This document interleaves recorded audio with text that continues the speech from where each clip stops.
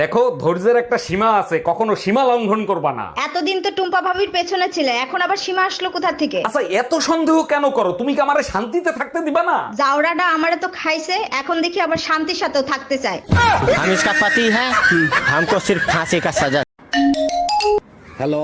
আজকে ড্রাইভারকে চাকরি থেকে বিদায় করে দেবো। আরে গরিবের উপর কেন জুলুম করবা? কি করছে সে? আজকে দুইবার অ্যাক্সিডেন্ট করছে, মরতে মরতে বেঁচে গেছি। আর একবার ওরে চান্স দাও, আমার বিশ্বাস ও এবার সফল হবেই। আজ তুই বাসায় আয়।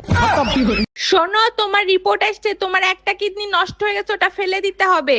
বলো কি? সর্বনাশ হইছে, এখন আমার কি হবে? কি আর হবে, ছোট্ট একটা অপারেশন করবে, একটা কিডনি ফেলে দিবে, একটা কিডনিতেও মানুষ বাঁচে। আরে সেটা তো আমিও জানি, কিন্তু এখন অপারেশন করার এতগুলো টাকা কোথায় পাবো? ডাক্তারের সাথে আমার কথা হয়েছে, আইফোন 17 দিবে, সাথে অপারেশন ফ্রি। এই সুপ্রিয়া, মনোজের জন্য মেয়ে দেখতে গেছিলাম, মেয়ে কি পছন্দ হয়েছে? মেয়ে পছন্দ হয়েছে, তোমার ভাইয়ের সাথেও মানাবে, কিন্তু একটু সমস্যা আছে। একটু সমস্যা তো, ওইটা কোনো ব্যাপার না, তুমি কথা বলো। তা কি সমস্যা?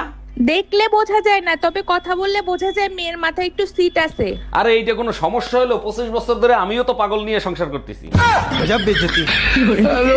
ছোট গিন্নি, তুমি এক কাজ করো, এবার শীতে তোমার বোনের সাথে চলে আইসো। দুলা ভাই এমন ভাবে বলতেছেন, মনে হয় এইবার অঘটন ঘটিয়েই ছাড়বেন। আরে ছোট গিন্নি, কোনো অঘটন ঘটবে না, তুমি শুধু নিজেকে কন্ট্রোল করো। দুলা ভাই ওইটাই তো আমার বড় সমস্যা, আমি তো আর নিজেকে কন্ট্রোল করতে পারি না। ভাবি, শীত তো চলে আইছে, এবার শীতে কি পরিকল্পনা করছেন? মার্কেট থেকে মোটা কম্বল কিনে আনবো, তারপরে নাকে তেল দিয়ে ঘুমাবো। ভাই তো বিদেশ থাকে, একা একা কম্বল গরম করতে পারবেন? ভাবি লাইনে আছে, আপনারে বলছে কম্বল গরম করে দিতে। Bye bye, tata, good bye.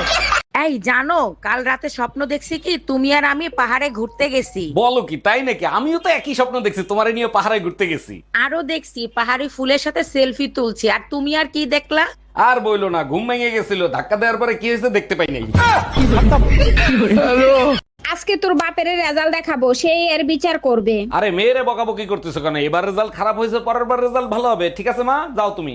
আচ্ছা, তোমাদের বাবা মেয়ের ভিতরে এত বন্ডিং কিভাবে হয়? একজন আরেকজনকে সহজে বুঝে ফেলো। ওটার একটাই কারণ, আমাদের বাবা মেয়ের একটাই শত্রু। আজকের পর থেকে তুই আর আমারে ফোন দিবি না, তোর আর আমার বন্ধুত্ব আজকে থেকে শেষ। এই সুমা, কি হয়েছে? কার সাথে বন্ধুত্ব নষ্ট করতেছো?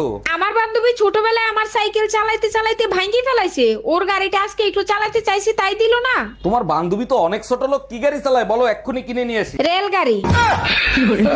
ঠাকুরপো, কই তুমি? শিগগিরই এদিকে একটু আসো তো।